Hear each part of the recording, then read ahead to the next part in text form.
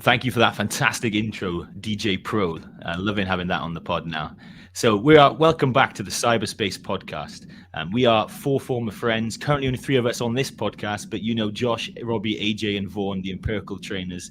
We're trying to share information around cybersecurity to try and help people get into the industry because we all had great journeys into cybersecurity coming from very unorthodox backgrounds initially. You can find us on our socials, Empirical Training, TikTok, Instagram, Facebook, and whatnot. We share information on security, privacy, as well as stuff that's going to be helpful for you as a practitioner in your cybersecurity role or trying to get in and knock down the doors of your first cybersecurity role. So we have this podcast to share some of our experiences, but also to get guests on to tell us a lot about them and how they have journeyed through cybersecurity. And I'm really excited to have Richard from Brainstorm Security with us today, who is a current founder of a physical pen testing and social engineering company, having some experience initially in law enforcement and cybercrime, Ransomware Negotiator, Keynote Speaker, spoke at Black Hat. So Richard, thank you very much for joining us today.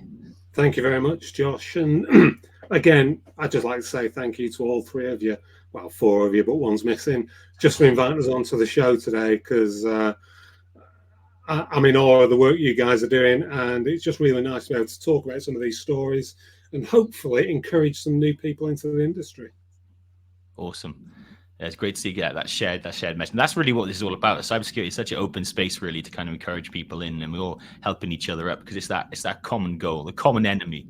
I think it's probably a commonality that you've seen from your past life into now. Which the first question I really want to ask is what got you into cybersecurity? Because it wasn't where you started, right? No, it wasn't. I mean, to be fair, when I was a little lad, I just enjoyed computers. I had an Acorn Electron. I don't know if any of you, I don't suppose any of you are old enough to remember that. It was like the little baby brother of the BBC microcomputer. So we're talking back in the 1980s, and I got bought one, did a little bit of programming, and I was quite frankly quite rubbish at programming. So I did that for a little bit, and when I came out of school, I got offered three jobs. There was one which was working for the council, just doing general administration type work, which paid, I think, £60 a week. And then there was two apprenticeships as computer programmers. Now, this was before the 2000s .com boom, and I'm thinking, if only I had gone into that, but they were paying £30 a week. And it was basically just more beer money, which is why I went and pushed paper around for a few years. So my life sort of veered, and I went traveling. I became a salesman, did all sorts of different things. And then I went into law enforcement. I wanted to join the police. So I looked around at a couple of different forces in the UK.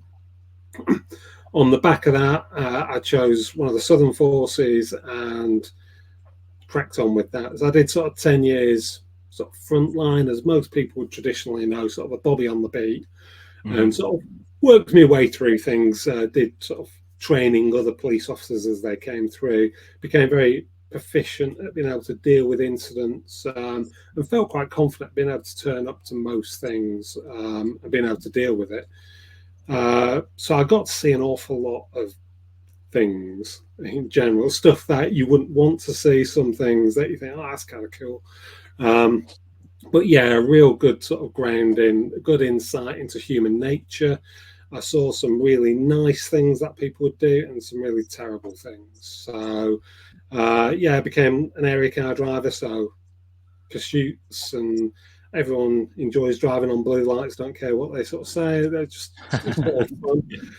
But then I got to a stage where I just thought I probably reached my peak at what I was doing then. I just wanted a new challenge, so I went into serious organised crime, so more of a plainclothes role, and I did that for nearly 17 years.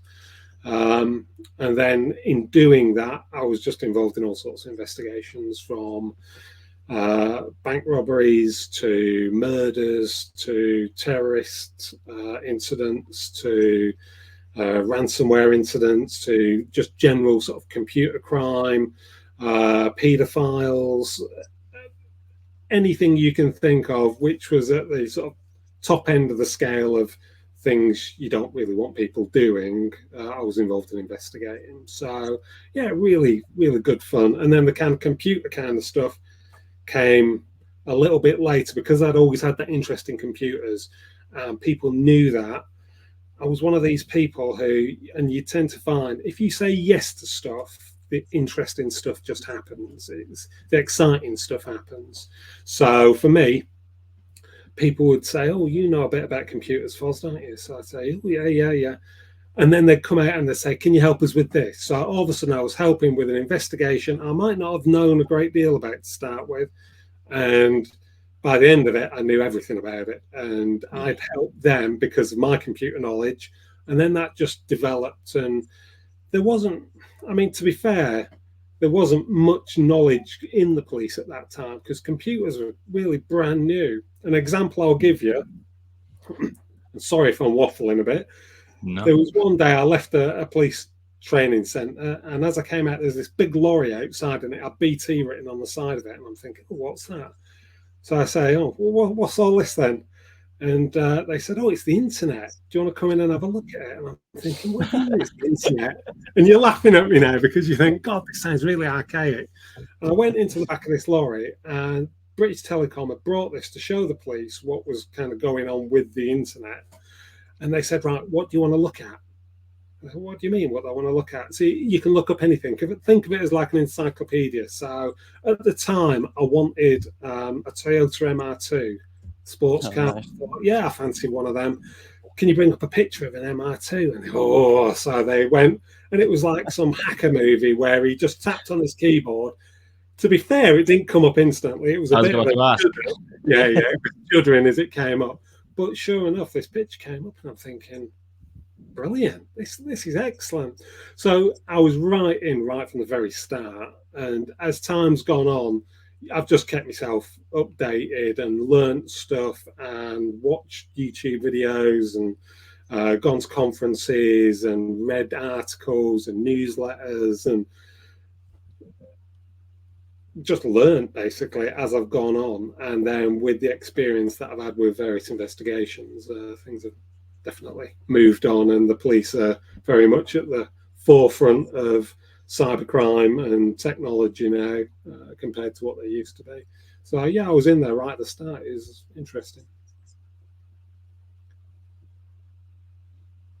Yeah, that was definitely. We've not got Rob. We're struggling a little bit to hear you, bud. But yeah, no, Richard, that's really great. Like, I know, I appreciate that's a bit of a whirlwind tour to kind of get us up to cybersecurity. I knew there was a lot in that gap. If we could take a dial back a little bit, because the internet stuff is very interesting. I think I'm not going to ask you how old you are, but they were certainly telling for some of the physical internet. But that then to be on the forefront of that, obviously that wasn't really a niche cybercrime. It's something that's rapidly grown recently, so it's really interesting to see at the beginning there. But before then, you mentioned ransomware. You mentioned kind of more physical world crimes as well, terrorists and stuff. So what was the kind of crossover between those two, and how often did you start to see computer crime advance or evolve or become more prevalent? Yeah, I mean, as soon as the internet kind of hit the mainstream and most people had home computers, we then, as the police service, started to see people trying to report cybercrime. And it wasn't really being reported because the police didn't know how to deal with it. They didn't even have a checkbox on their system to be able to record it as a cybercrime. It was kind of so new, and people just didn't understand it. So until someone was able to explain, this is the problem. And then with a big organization, what you find is people are a little bit nervous and they don't want to mess something up. And you might have people who are saying, well, we've got to be really careful because the evidence might be destroyed by Plod with a helmet turning up and doing something to the computer, trying to recover the evidence. But when you then get into a court scenario, you've got to show the continuity of evidence, show it's been collected, show that it's been preserved correctly, like you would with any other piece of evidence. And it took quite a few years, I think, for policing in general just to get used to how they were going to manage that, how they were going to bag things up, how they were going to save memory that was in a RAM on a computer, this kind of thing, the sort of technical side of it, as well as just taking those basic reports. And things then really exploded with the introduction of things like Facebook, because there was cyberbullying going on, and then there was sextortions, and all these kind of crimes that didn't exist before, and all of a sudden they existed, and we were trying to catch up with laws. A lot of it was very much based around sort of those computer offence laws, and that was really kind of what they were working against, or like Sexual Offences Acts, and they were trying to sort of shoehorn in these offences that were occurring, and they didn't quite match with the real world. But as time went on, I think people recognised that any crime, I would say, you could commit online. So you have cyber-enabled crime and you have cyber-dependent crime. So cyber-enabled, as it sounds, you can use a computer, you can use the internet to help commit that crime. As simple as using WhatsApp messages to organise stuff. Yeah, exactly. But cyber-dependent it's got to be dependent on the computers. So that tends to be like the ransomware type sort of crimes. But if you think of ransomware, there's always been demands and kidnaps, and then ransoms being that it's just they're ransoming data. So you might have somebody who steals the computer and takes it away physically, and they hold the person to ransom. It would still be a ransomware incident, but just dealt with very differently. So I got to deal with both sides of it. So I was dealing with the physical crime, where you might have somebody with a bag of money and that needs to be dropped off, very much like in the films where you might have somebody on a telephone and they're being sent around different places. So there's a playbook for that. Law enforcement have a playbook, and they run through that. When the computers came out and things like Bitcoin and cryptocurrency and all that, that was kind of flipped on its head, and people were looking for advice as to where to go. So I've done work with some negotiators within law enforcement, and as a result of that, I then did some training packages for those negotiators, because I could see there was going to be some real difficulties. And I'm not going to go into the details of that, but there could be some real difficulties if they applied some of those original same tactics that they would for somebody with a bag of money, than if they were going to try and extort somebody who had Bitcoin or a cryptocurrency. So that developed, and I learned a number of tactics in relation to that. And then when ransomware demands were being placed against either critical infrastructure or major companies or pharmaceuticals where people's lives are at risk, or hospitals, that kind of thing, I may well be then called in to then assist with that. So then I started to learn a lot about how the negotiation process worked, and got very much on the job training with that, and dealt with sort of a number of those incidents. So then when I came out of law enforcement, that was kind of what I thought, there is a massive gaping void here, and I had this skill set that I could assist companies with and help people with, because law enforcement have only got a finite amount of resources to be able to do this work, and they can offer a 5-star service for particular environments and particular victims, but they can't do that for everybody. So I'm hopefully helping fill a bit of a void. It really sounds to me like the arena kind of shifted there. You were in the physical realm, and then they had all these cyber crimes, which either was a part of it in there or was entirely in there. And trying to, it was really interesting what you said about trying to apply laws that you drafted up in Parliament maybe years prior, sexual misconduct, or even the Computer Misuse Act, and then trying to apply those onto to futuristic crimes almost. Because that's my background is in law, and that's what I really thought interesting, the kind of elements of grey that really exist in the cyber world, and how you try and apply rules for the physical into the cyber world. I mean, a classic example would be the upskirting law that's recently been introduced. So people would try and take pictures of people up their skirts on public transport often. Now, there's sexual offences, and there's vagrancy type acts and this kind of thing that might do. You might have indecent images, but if it's not of a children, it all becomes very sort of difficult. So the law has been updated in relation to that recently, but it was only because of people asking for it to be changed and saying we've got this problem and we need to address it, and the only way to do it is to change the law. So yeah, there's definitely been some developments in that. Yeah, definitely. Going back to your time in law enforcement itself, that you obviously noted that the laws have had to change over those years. But have you noticed that the technology within the police has changed drastically since when you started? Because the expectation, I think, of what people think is that they don't have the sophisticated tech, but we have friends in the police and they go through the training course to become police officers, and it's heavily noted that that technology is available to them. That is the case, isn't it? Yeah, massively. I think some of the first sort of IT type crimes I dealt with was a traditional physical one where they were doing burglaries on solicitors' offices. Okay. And what they did, they would smash the windows and they would go in and they'd smash the computer up and steal the memory chips and the CPUs out of them, because they could get up to sort of £200 per chip.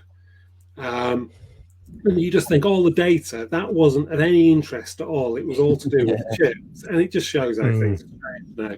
So sort of moving on, the technology has come on leaps and bounds. So when I first started, we would send messages by just leaving a piece of paper in somebody else's tray. That was email. We just had a paper and you left it in somebody else's tray the next day and said, this is what's happened, or this is the information I need. I suppose it can't be hacked remotely, that. You have to be there. Definitely air gaps.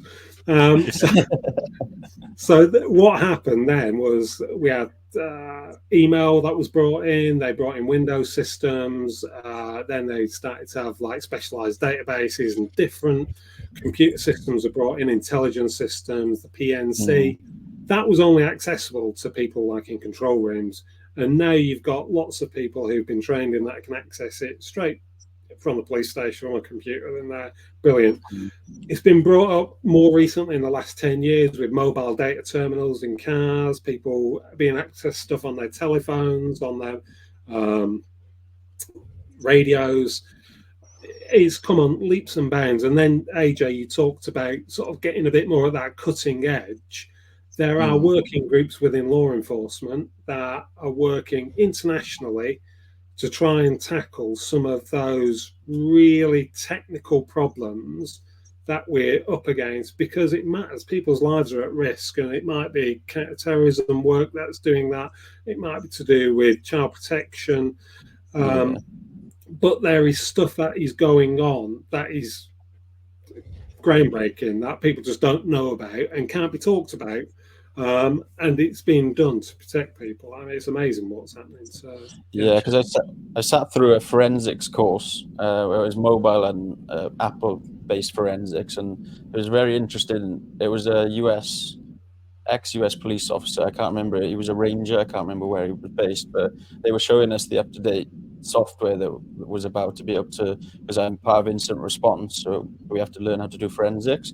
And it was interesting to know that the police do have that capability, but not only that capability, they have analysts available to quickly be able to use the tools that were being taught, and they were very sophisticated tools, and it's good to hear that they're there to be used for the protection of others, which is good. I guess it's sorry, Josh, I was just going to say, from the law perspective, the issues I think the police really are struggling with at the moment, and if any of you guys have got suggestions and can point us in the right direction, brilliant. It's the amount of data. So it's triaging data. So if you think, for example, any sort of case now generally has some sort of a digital element to it, and they've got digital media investigators who are part of most investigations, but you might have somebody who reports a rape, or they might report some cyberbullying of some description. We've got to triage that data, and because of disclosure, because of CPIA and the law around that the police have got to really kind of look through as much data that is available, but they need to do it quickly, and it just takes so much time. So it's about storing it, how they can do that, how they can let victims have their devices back, or whether they should even be seized. It's a tricky one, and I don't think all the answers are there yet for it. And we kind of get across into slightly the realm of the privacy versus security as well, because you've got to strike that balance of having access to the data you need to make the right decisions as a law enforcement. A question I often think law enforcement and cybersecurity is who watches the watchman? You know, there's that question sometimes, because you're in an elevated position of power that you can use the data for a multitude of different reasons. And it's good to know that mostly we've got the good guys looking through that and mass processing the data, try and pick out the needles in the haystack that really can be valuable. And in your instance, the police can save lives and change lives. You know, I think in our work, I don't think we've ever had that same feeling that we've saved anybody, maybe an organization from an embarrassing news headline or someone's data from being leaked out there, maybe a few scam calls or something. But it's really interesting to see the parallels. And I think that's where I want to take us next, because you've alluded to a lot of the kind of transferable skills that you had or accidentally find yourself accruing just by being the guy who said, hey, I'll have a crack at the computers. So I know the things you've done. Yes, I don't know what order they happened in. I was going to ask you about Ransomware Negotiator, because that seems to be the one that went to next. But was there a more logical step straight from police?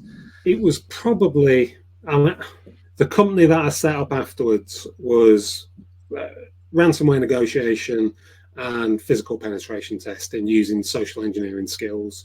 So the social engineering and the physical penetration testing probably came about more before the ransomware stuff. So I can talk about a little bit about that if you want. Yeah, let's 100% do that. I just before you get, I would say I'm so jealous because I applied to be a physical pen tester years ago and I never got it. And I was a little dream of mine at one point.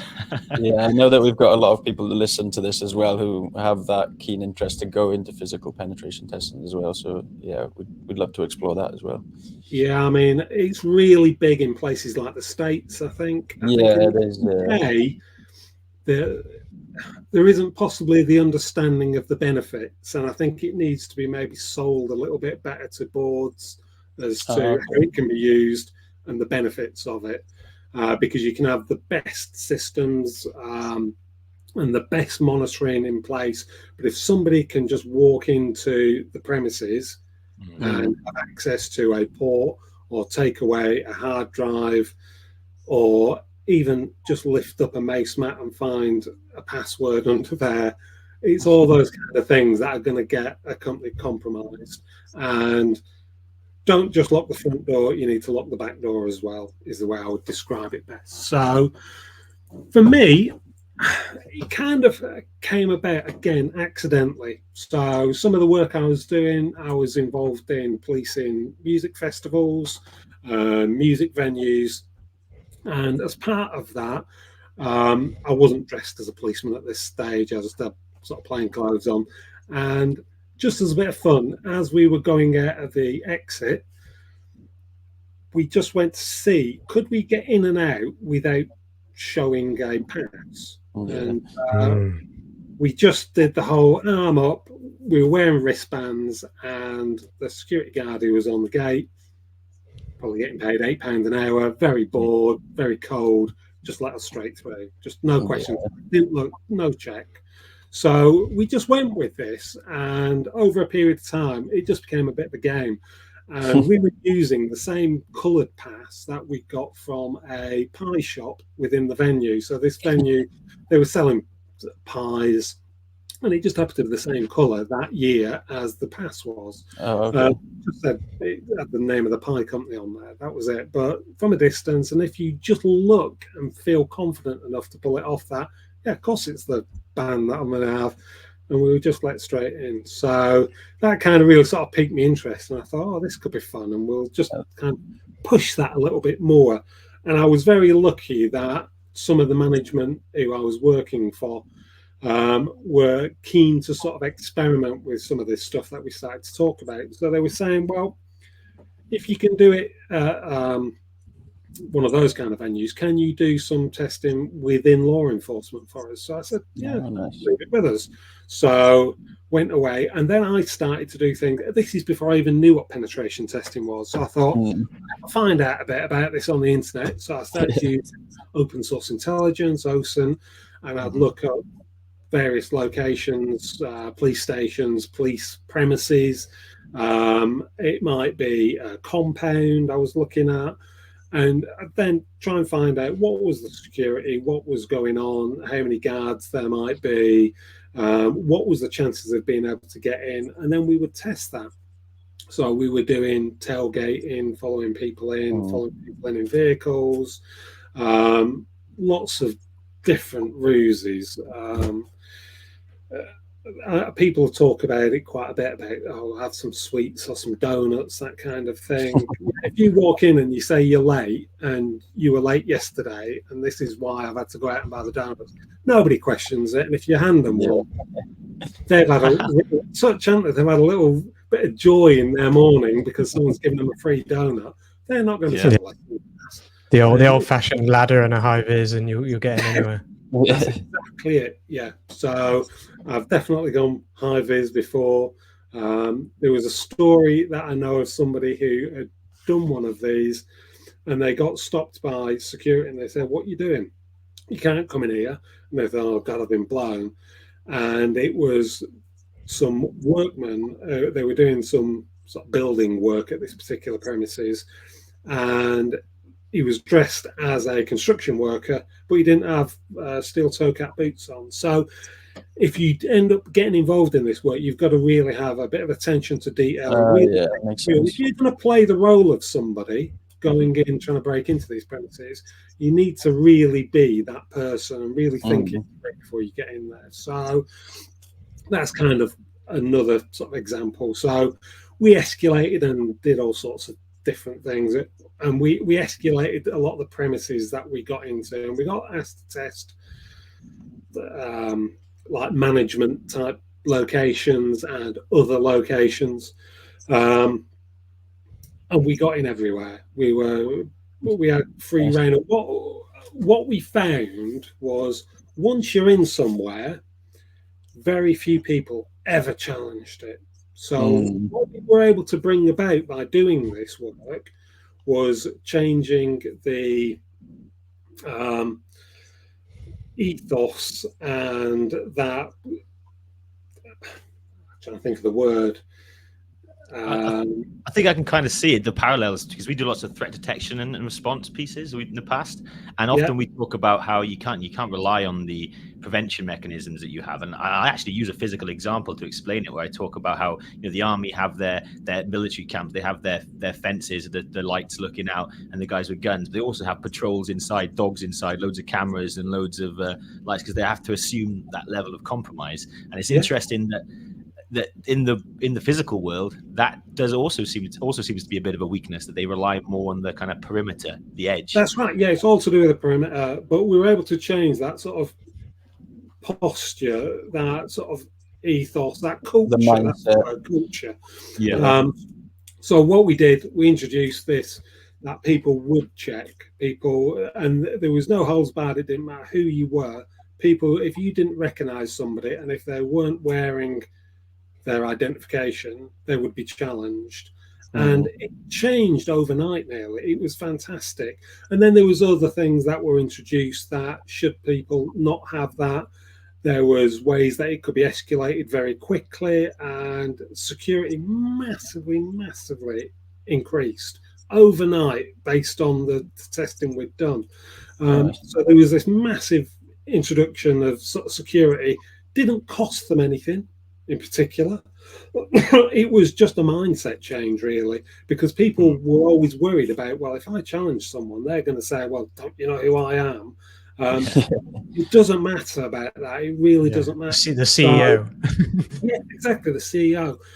So based on that, we then got asked to do some more testing of sporting events and some stuff that involved some VIPs and heads of state, that kind of thing. And we were testing the security infrastructure, because there was private security, there was policing involved, there was other law enforcement, there was law enforcement from other countries who were there, and we needed to kind of test what was weaknesses in relation to that. And again, people have got to get over the fact that if they are to be challenged, they just need to expect that and not be upset that they've been challenged for a reason. And just, it can be all done very nicely. It don't have to be, oh, who are you and all that sort of thing. It could just be done very discreetly and a quick chat. And once it's that identified who the person is and they're meant to be there, brilliant, and away you go. So again, we were really able to increase that security posture at those kind of events. So yeah, that was kind of that element. And then since I've come out of law enforcement, I've then done that in the private sector, where it tends to be sort of more corporate offices. Sometimes it's compounds, but generally corporate offices tend to be the sort of big one, really. But it's amazing where you can get by just a bit of chat and being nice to people, being friendly.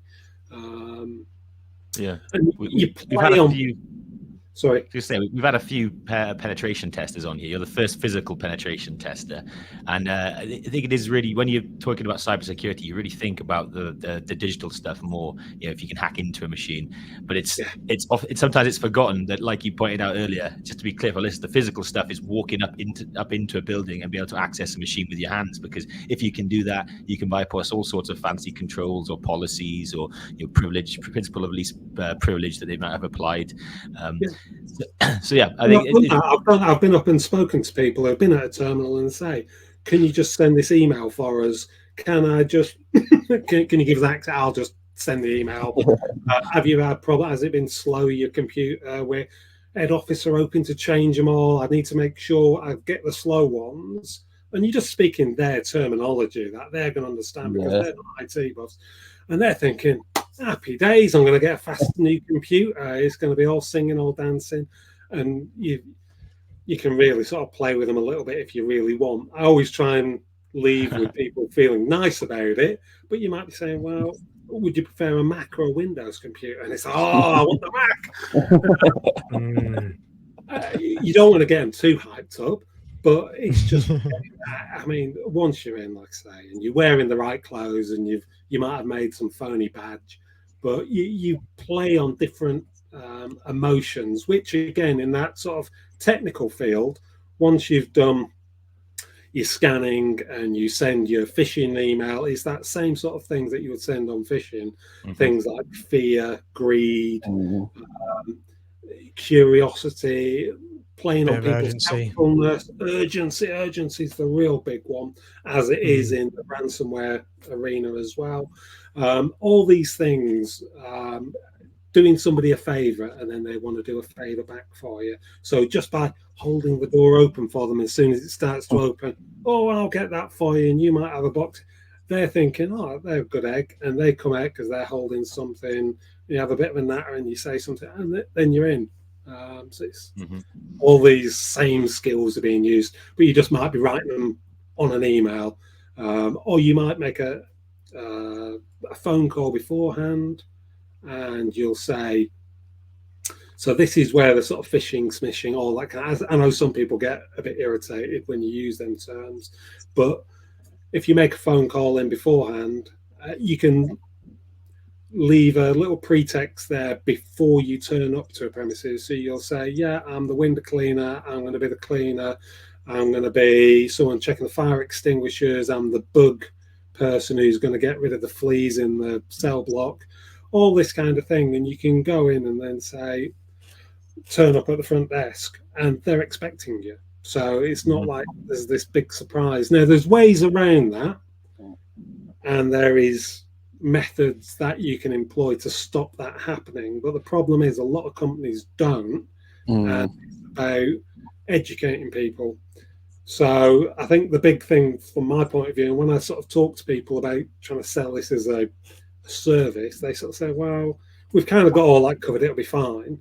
But if you kind of sell it to them and say, well, let's just try it, see what happens, we'll find some weak spots for you, and then we can hopefully educate your staff and then try it again. and show how much it is. So. Yeah.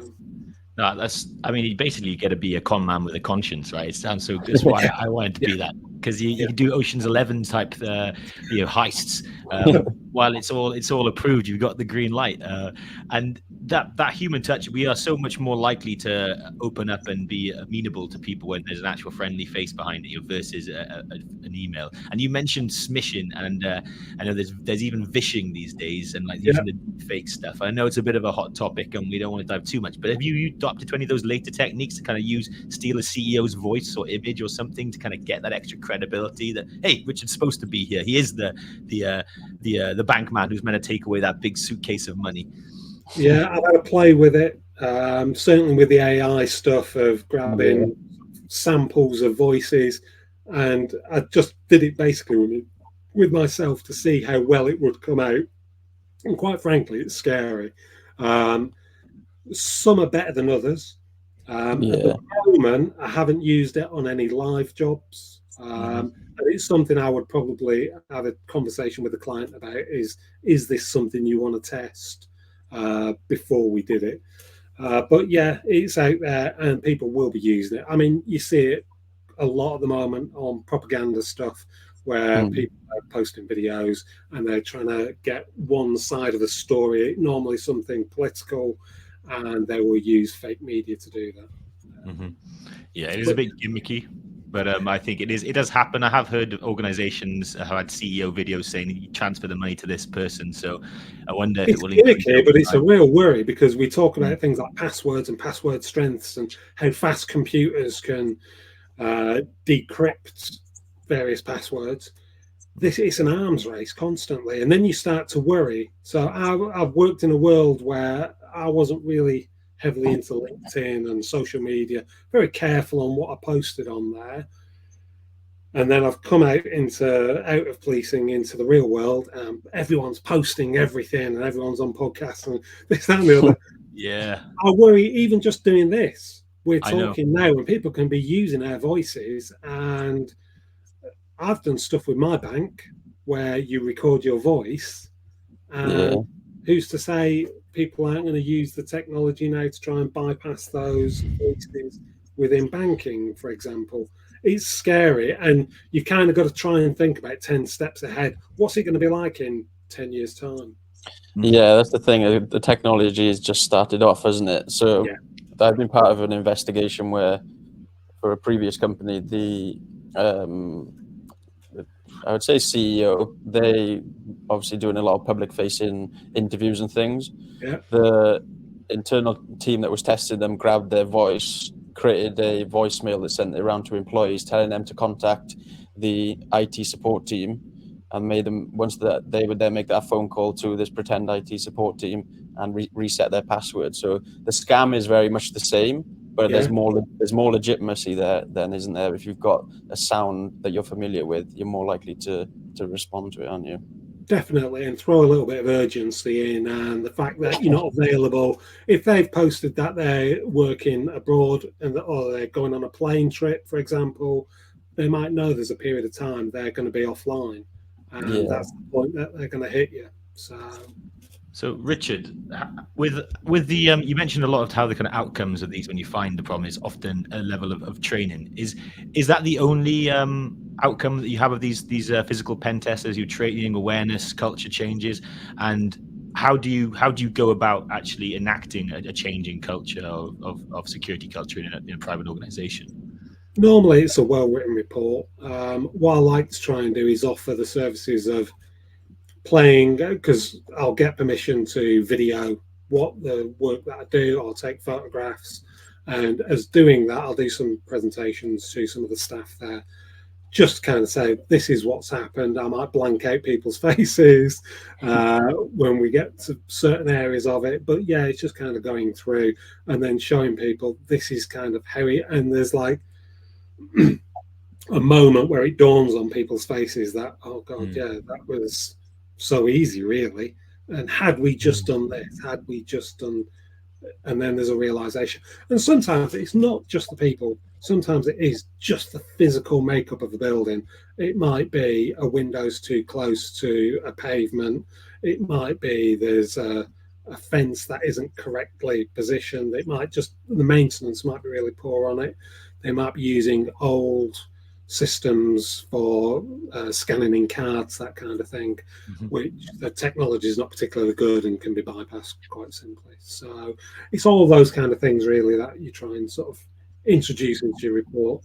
And I think the training element really helps, but you can also gamify elements to it as well, and you can have competitions afterwards. So that is something that I try to introduce. Some companies take it up, some don't, but it certainly helps and certainly works well. Yeah, seems that you're at quite an advantage of how kind of interesting and compelling those things are. People are going to want to watch how you got in and talked about it, versus the compliance training that you get set every year with some, like, you know, digital avatar who's doing it in a scenario that you feel is never ever going to actually occur. Yeah, people are just hitting the button, just scanning through, just getting through it as quickly as they can, because it's just a tick box, a compliance thing. Whereas if you make it interesting and you can show people this is what's happened, and I'm a great believer of learning by experience. So you learn by experience. Everyone makes mistakes. It's no biggie. We're human after all. We're expected to make mistakes. But once you've made a mistake and you've been taught that that was a mistake and this is now the way you can do something, you can learn from that and make the place a lot more secure. Awesome. I want to make sure we cover off. Sorry, Rob. Do you have something? No, go ahead. Just gonna make sure. I want to make sure we cover off some of the other key things that you currently do. But the last question I have around physical pen testing is: have you ever been asked to physically pen test working from home? And how is that even possible? You know, is that arisen in your conversations? It's not. I've never been asked to do it. However, I have thought about it and have a number of ruses I could come up with. It's exactly the same scenario as if you were asking me to go to a premises. As long as I knew where that home environment was, I would just use the same scenario of thinking up, what is my reason for entering your property? So I'll be very careful what I say now, because I don't want to give bad guys ideas of how to get into places. But I just need to think about, how am I going to get into that? Like, what would be a genuine reason for me to enter their property and have access to stuff? So I'll leave that for the audience to have a little think about it, if they wanted to be a pen tester and what they might decide to do. Well, they can even throw in the questions on YouTube and stuff like that. They can just get some comments. Get some comments. I think just before we moved on there, you just touched on it. If somebody was looking to become, I think a lot of our listeners would love to know, if they wanted to become a physical penetration tester with no experience, is there a pathway that you think they could go down, or would you recommend law enforcement to begin with and it makes sense from there? Or like, how easy is it to get into? There are a couple of companies who are doing some very good courses on physical penetration testing. You can take those. They're quite expensive, but I certainly know of one. It's a difficult game to get into. As a slight sideline, I do extras acting.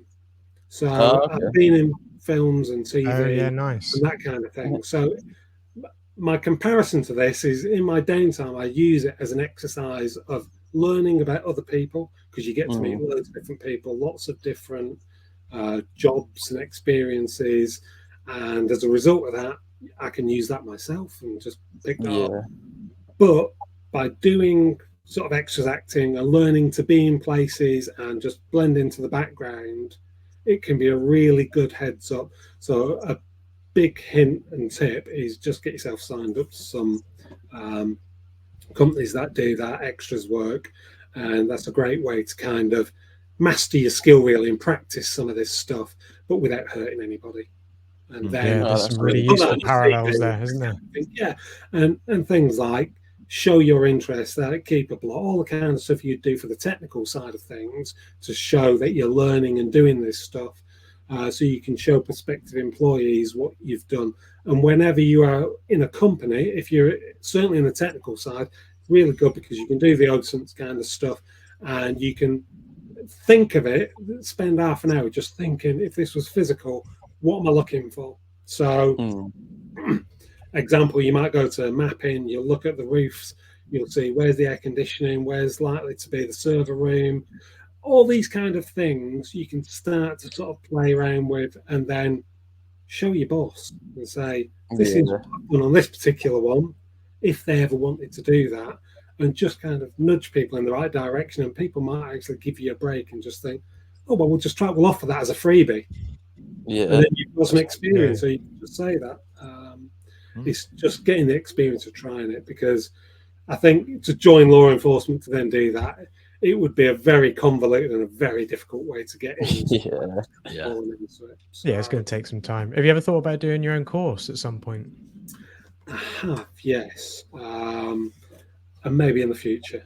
Watch this space. Is kind of what. Yeah, stay There's a couple of courses that I've been thinking about, because I'm a qualified trainer as well as some of the other stuff that I've done. So yeah, I've been thinking about that, but it's about just being able to deliver that in a really good way.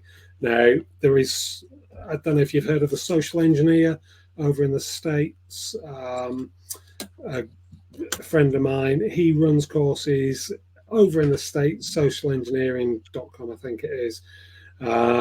He runs courses where you practice all these skills, and I think he does one in Bristol once a year as well. So if people in the UK have a crack at that, they could do that. Again, not affiliated to me, but I'll happily throw that out there to him. So. Yeah, that's another. I just thought about another pathway potentially into that route, and we kind of discussed it before the podcast started. Especially working in the bank as well, they had a physical security team, but other teams I've been part of that are kind of the more sophisticated teams. They have the security operations center. They usually have a threat intelligence team, physical security team, and then as what I was at that time was a SOC analyst. And it's a pathway that we tell people to go into the industry, because we all started as SOC analysts because it's a well-known role in the industry that can allow you to pivot to other more sophisticated roles. But that is probably one way, like you said, start to learn some of these basics of social engineering, and then you could potentially work alongside the physical security team within that security operations center, and then maybe, like you said, they'll give you a freebie or let you try your hand at something they're getting involved in. But yeah, that just came to mind then. Yeah, absolutely. You're absolutely right there. Interestingly, one of my searches on LinkedIn, I've got just as a thing that pops up is physical penetration testing, and you kind of get all the job stuff. I've never seen one yet for physical penetration testing. It's all penetration testing, but it's not physical, which kind of just goes to show that's globally that the people aren't advertising them jobs. They tend to be internal within companies that are already doing the technical penetration testing. So it's something worth when people are applying for jobs at new companies to ask those questions. Is there physical elements? Is it something the company is looking to introduce? Would you be keen for me to go on and do that? That's another good way of kind of introducing it. Yeah, it's really good advice, and I think it kind of goes back to the recurring theme we've had from a lot of the guests, that sometimes you got to carve your own role out, make your own look. And also just be ready for opportunities, right? The SOC analyst is the one that we think is a great place to start, because of the broad spectrum of responsibilities you get from there. We've all gone in different directions, and that even if SOC analyst isn't where you want to get to, SOC analyst is a great place to start. Now, Richard, ransomware, and if you can, just some people listening to this might not have a full understanding of ransomware, especially as the news organizations want to rename what ransomware actually is every couple of years or so and keep evolving it. Could you give us a rundown of kind of the ransomware problem before we get onto the negotiation? The problem's massive. It's increasing year on year from the reports that I keep reading, and just from my own experience of the work that I'm getting. So basically, threat actors, generally speaking, Russian-speaking countries are at the echelon at the top of this industry, and they are the ones who have become very good at branding ransomware. So they will be given a name, they'll have a gang name in effect. So like the one most people have heard of is Lockbit, but there's hundreds of them. There's hundreds of gangs out there. And they will have a website that they hold on the dark web that they will show what sites they've attacked and if their data is available to download from there. So these threat actors will attack companies, find a vulnerability, gain access, gain persistence on their systems, extract data from those systems, and then once they've done that, they then encrypt their systems if possible, if they've not been identified beforehand. So there's different elements to it. You've got kind of a double extortion. So the first part of the extortion is very much with the NHS incident that occurred, where all their systems went down and they couldn't access them because they were encrypted. That was the first part of an extortion. What people were then told to do was make sure you've got your backups, keep checking your backups, check that they're available and that they can be restored and this kind of thing. And I think a lot of industry has got a lot better at doing that. But because it's an arms race, the ransomware people, they've recognized this and they've thought, right, okay, what we'll do is they'll steal the data in the background and we'll threaten, firstly, to publish it, which is kind of the big one at the moment. So you might have intellectual property, you might have customer data on there, there might be PII, personal identifiable information, there might be banking data on there, all this kind of stuff that can massively affect a company and cause it to fail if this is released. So they are very keen to try and resolve that as best as they can. So you then have a third element, which is what we're finding now, where the threat actors are saying, okay, we're also going to contact all your customers. So they'll look through this data and they'll look at the customer base and they'll look at the suppliers and they will look at those chains and they will start contacting people saying, unless you give us some money, we're going to tell all your customers you've been hit and that they're likely to be hit next, and it's because of you. Yeah, and there's an example of that in the last 6 months. A few haulage companies. Yeah. Where one very close to home, and one of them has closed down because of it, because of the impact that it had on the customers and the data that was lost. It was employee information, and they said that there was no customer information, but they knew full well that there was a lot of customer information, and yeah, it led to them being a bit unable to operate anymore. So that loss of trust is an unquantifiable cost often, isn't it? You can't really measure, but people aren't likely to want to do business with you or buy from you if you've been experienced. That's a really strong lever for them to pull. I miss the days when it was just encrypting your machines and making you work on pen and paper for a couple of weeks. Like the Travelex one was always the one I was quite impressed that they managed to exchange money on just with pens and paper like it was the 1970s again. I remember that time. Yeah, I mean, it's crazy, really, and it's very much like you say. Relationships are built on trust. Businesses, you buy and sell from people who you've built a relationship with, and if the trust is gone, your business is lost. So it's high stakes stuff for a lot of people, and this is their livelihoods and it's their employees' livelihoods.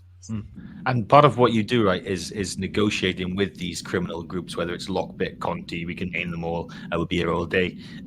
And you mentioned trust there, so that's an interesting thing, because you're essentially dealing with criminals, and how can you trust them to actually give you what they say they're going to give, and not just say, haha, we're still going to sell it because someone else wants to pay for all this data. And the other thing to address is, maybe I'm idealistic, but I often say, don't pay the ransomware. Don't pay the ransom fine, because it's only going to fuel them to get better and more sophisticated. And that's why we've seen the kind of ransomware as a service people specialize in their software modules that they market now, like it's a legitimate piece of software. Yeah, I'm with you, Josh. I say don't pay the ransom if possible. Really don't pay it.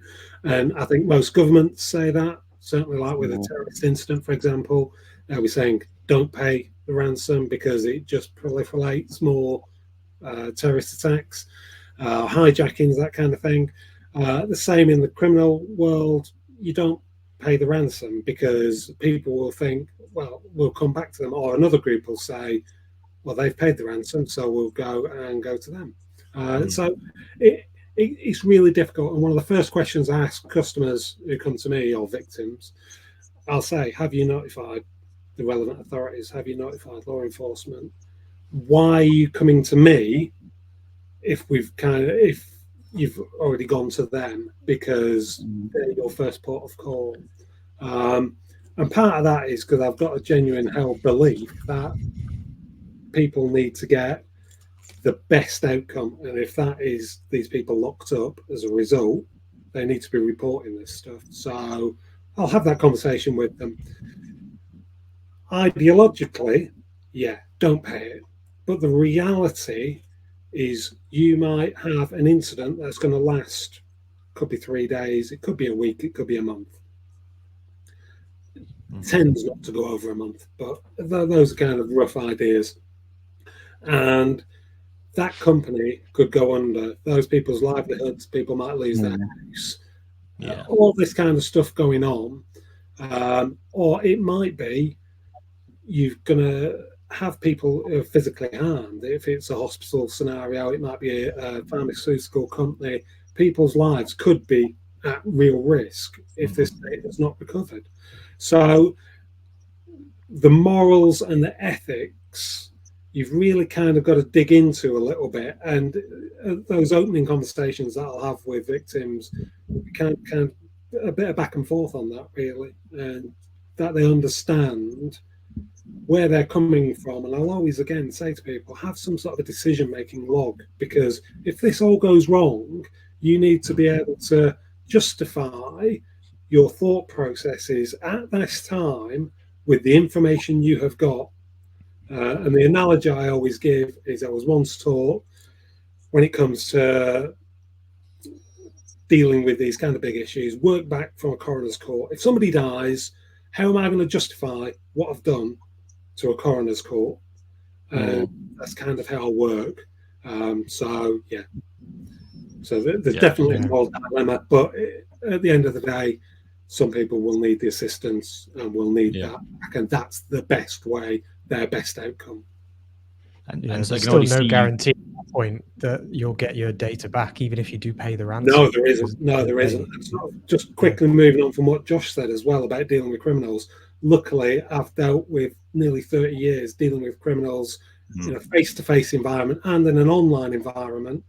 And I know they will lie to me. They've lied to my face during interviews. They've lied to my face on the street.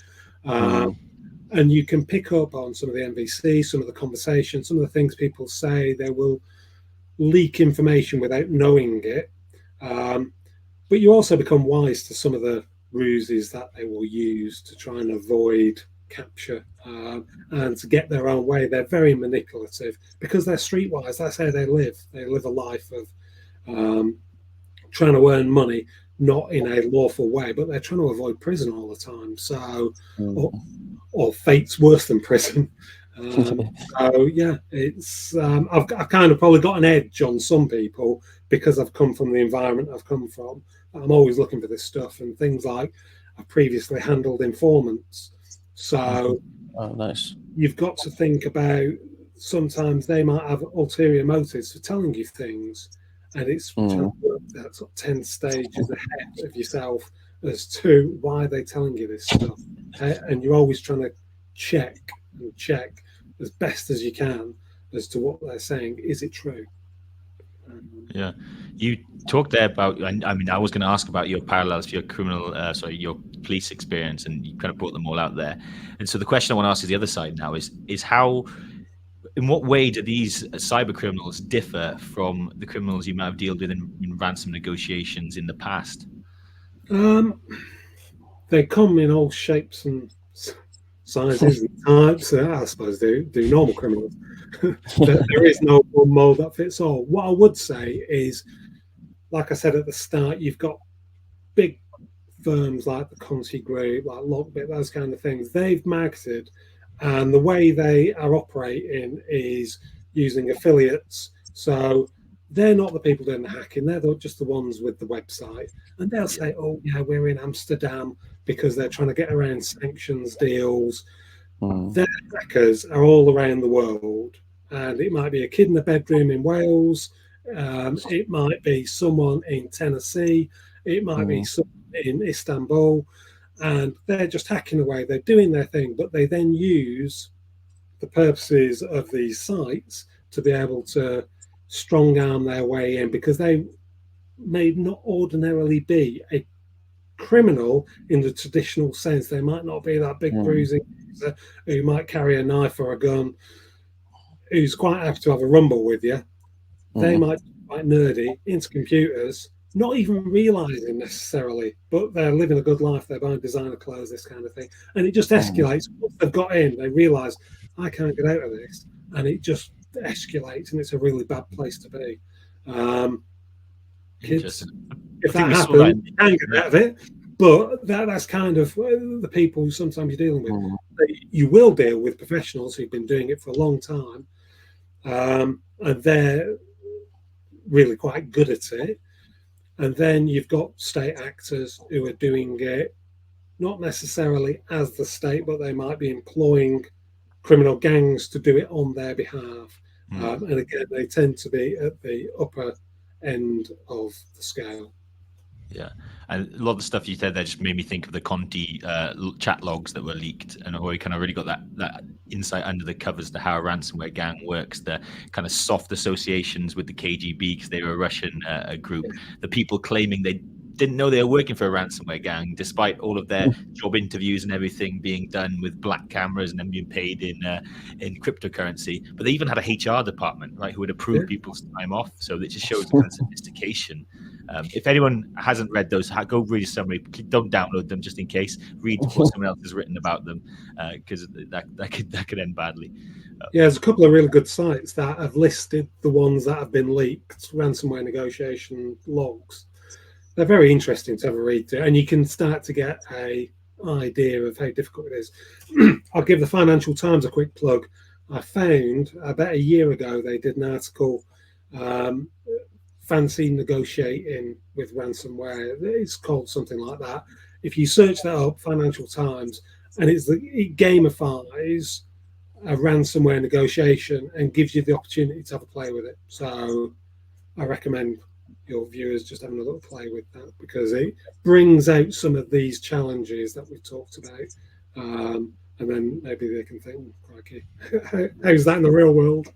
I'm gonna check that out. I think ransomware is a great one to dig your teeth in if you haven't yet, because it's one that everybody understands, whether they're non-technical people or technical people. It kind of brings it into that real world, because everyone has heard of all the different news articles publishing people who've been victims to ransomware attacks. So I get sick of talking about it, but it's often the one I turn to. Why should you care about this? Well, let me put it in the context of ransomware. They could use these exploits to chain them together to get to a position where they could deploy ransomware. Back to that comms piece. So we're coming towards the end of our time here, and Richard, if there's anything else that you want to add, but I want to ask you about that transition you made to cybersecurity. If somebody's thinking about doing that, maybe we have people who are kind of at the beginning of their careers. We also have people who've had a long-standing career in a different sector and are now looking to move into cybersecurity. What advice would you give those type of people? There's a great community out there on places like LinkedIn. Just start searching up cybersecurity on places like LinkedIn, Twitter, those kind of things, and you will find communities of people who are just really willing to help you totally for free. I would say initially avoid the things like boot camps and things where they're asking for lots of money straight up. Just do some of the free courses and then build up. And then once you've identified what speciality you want to get into, because there's so many different elements of cybersecurity, find a little niche that you think, oh yeah, I'm gonna have a crack at that, and then put your money into training and applying for jobs and seeking advice. But things like I always say, keep a blog. Anything you research, put on that blog, and it might be totally irrelevant. It might be quite boring to most people. Doesn't matter. Just use it as a reference point for yourself. So when you think, oh, I'm sure I did that last year, you can refer back to it and you think, right, yes, that was it. And then you can just use it to go forward. And you can show that to prospective employees. Keep yourself up to date. Follow things like your podcast and other podcasts. because there's a wealth of information from all different angles, and it's really good just to get a feeling for where things are going. Get to conferences, speak to people there, watch some of the keynote speakers, have a listen to see what's going on. All those kind of things, really useful, and will look great on a CV. Mm. Yeah, definitely. Find your niche, figure out And what you whatever want to you- do, yeah, and then yeah. find your community. Yeah, and whatever you do, for me as an old guy, do something you enjoy. I love doing this kind of work. I've been I can doing see it the smile on your face. nearly 35, 40 years in total on my working life.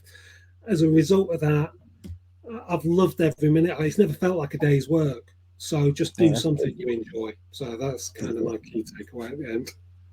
Great. And I think that's why we're here as well. Right? We love doing this job too. It's always interesting. That's why I think it's worth getting in. We've got that community support that we can help some of you out. There are other ones out there that you probably want to spread yourself among, but the Discord community is there for Empirical Training. So I want to plug that at the end of the podcast. I love that motion as well of last guest said, see one, do one, teach one. And that seemed to be something you were saying there as well about writing that blog, documenting it for yourself, but also if you think about how you're teaching others, that's a skill that later on can lead to a lot of benefits of process defining or even being a certified trainer, as well as just organizing your own thoughts in a structured manner. So, gentlemen, I don't know if there's anything else you want to add before we thank Richard for this fantastic episode, which I'm definitely going to listen back to a few times because there's really some thought-provoking pieces come up there from an angle of cybersecurity we don't often get to touch on in the physical realm.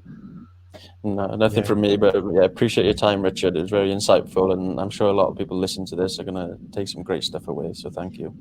Great. Yeah, definitely. Well, thank so you many ever people so are much. really interested.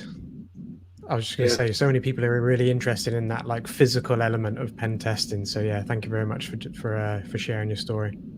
That's okay. Thank you, Robbie, AJ, Josh. It's been a pleasure. I'm really privileged to have been invited on to speak. Hopefully it's been beneficial. And again, any of your listeners out there, never leave a post-it note near your computer with a password or a little book, because someone like me may well turn up and have a little skim through it, and you'll feel very bad because I'll leave a calling card. So. Watch out for those working from home penetration tests. Sounds like they're on their way. Yeah, they're coming. That Amazon delivery, it's too big. Excellent. Thank you for listening, everybody. Comment, hit us up on the socials. Let us know what you want, any questions you have for Richard. Maybe if we're lucky, he'll agree to do another one if we have enough interest and questions to pose to him. So thanks, everyone. Take care. Yeah, thanks, everyone. Thanks, Richard. Cheers. Bye-bye.